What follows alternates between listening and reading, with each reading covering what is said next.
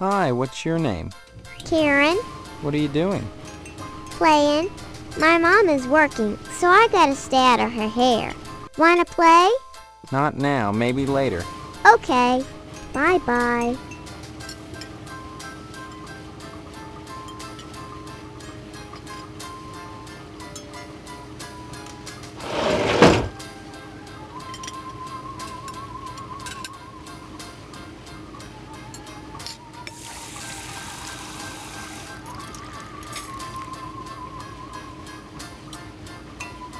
Oh, Steve, what are you doing, sneaking up on me like that?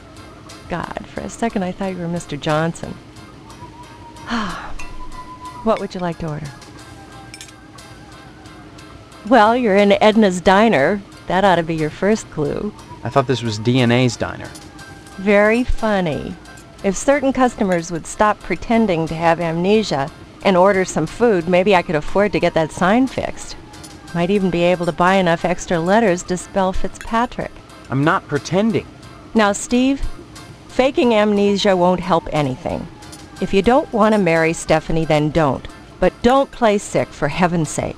I'd expect that from Karen, not an 18-year-old. There isn't a nicer girl in Harvest than Stephanie, Steve. You should be grateful that she's promised you her hand. I don't remember that happening, Edna. Honestly, you men are so childish. I don't know what it is about marriage that turns even the bravest man into a coward. I was going to marry Karen's father when he just up and ran out on me one night. I heard that he joined the lodge, but if he did, I never saw him come out again. Even Sheriff Duane wasn't able to find out what happened to him. Stop by anytime, Steve.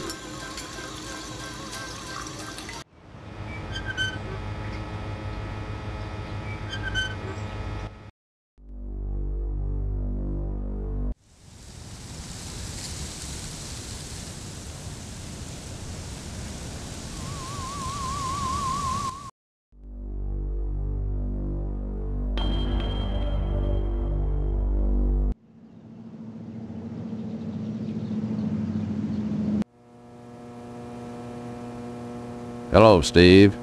Let me introduce myself. I'm Sheriff Duane, and this here's Loomis. Pleasure, I reckon. Then, we haven't met before? Of course we have, but I heard about your alleged amnesia and figured I'd play along. I sure hope this is just a prank, and not the start of some insanity plea. Keep your nose clean, or you'll wind up in jail, and that's no place to hold a wedding. Amnesia or no, you can't have forgotten you're about to marry the prettiest little thing in Harvest. I think you and Stephanie are perfect for each other. I just hope her father's disappointment doesn't spoil everything. Disappointment? Mr. Pottsdam wants to hold the wedding in the lodge, but he'll never get in. Like all the rest, he's always hanging around the post office the first day of the month, waiting for Boyle to bring out that month's lodge applications. And there's always a long line, never enough applications to go around, and even if you do get an application, chances are you're right out of luck. Fewer called to the order and even less accepted. And Pottsdam, well, they've turned him down so many times, unless he does something radical, he'll never get in. I don't mind telling you, I'd never get anything done if not for the lodge's efforts. To join the Order of the Harvest Moon is the highest dream of everyone in Harvest. Like I said, unless you get an application on the first day of the month, you're generally out of luck. Stop by the post office and talk to Postmaster Boyle. You never know. He might have a spare application laying around. Stop on by any time, Steve.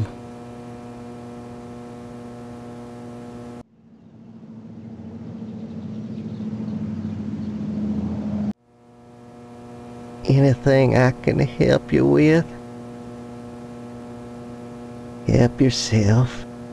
Speaking of which, you're real lucky to be marrying Stephanie.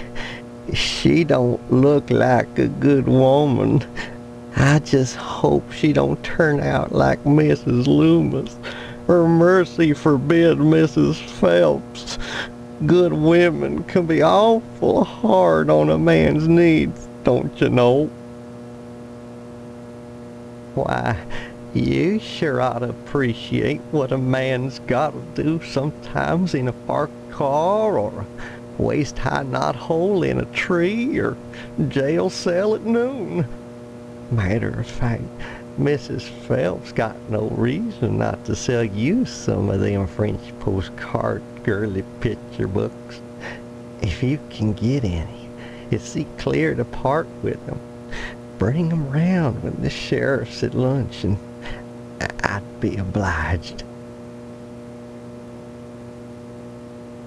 Of course, I don't necessarily mean French postcards.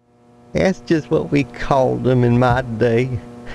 Any kind of girly picture book, the kind men like, would be just dandy. I'd be right grateful, kiddo, if you were to bring me one. Anytime, kiddo.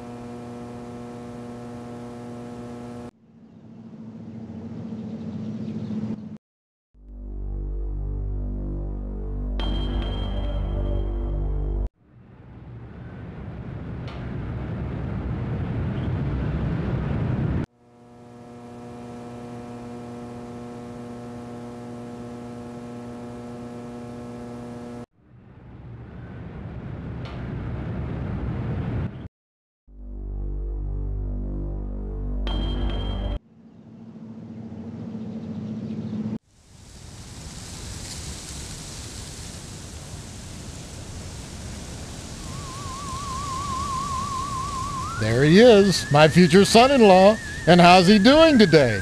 What brings him to the Pottsdam household, huh? Huh?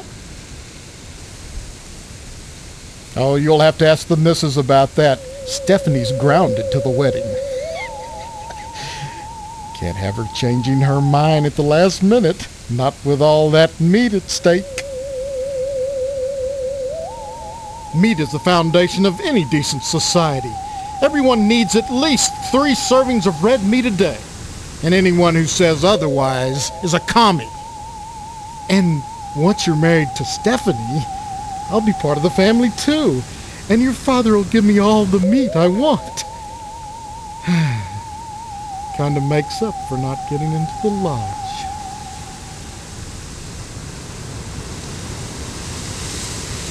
Why are you so anxious to get into the lodge?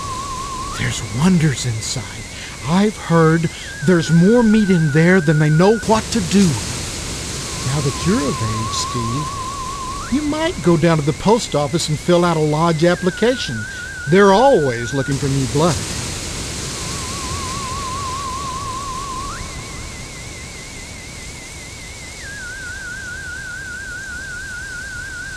Hello, Steve.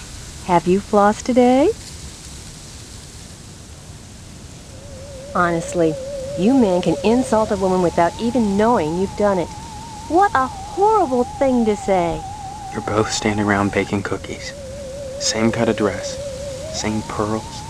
So bizarre. There's nothing bizarre about baking cookies. The Harvest Charity Bake Sale is Friday, you know, and by gosh, Mrs. Marvin Pottsdam Jr. can be counted on to do her share. Just because I'm doing housework doesn't mean I have to be a drudge. It's a wife's duty to look good for her husband at all times. What's wrong with wearing pearls, for heaven's sake? Nothing, but you look like June Cleaver. Some kind of sitcom mom. Sitcom? Geez, you know, a situation comedy. The weird part is, I can't remember how I know that. I'm much too busy with housework to watch TV. Maybe Mr. Pottsdam would know about sitcoms.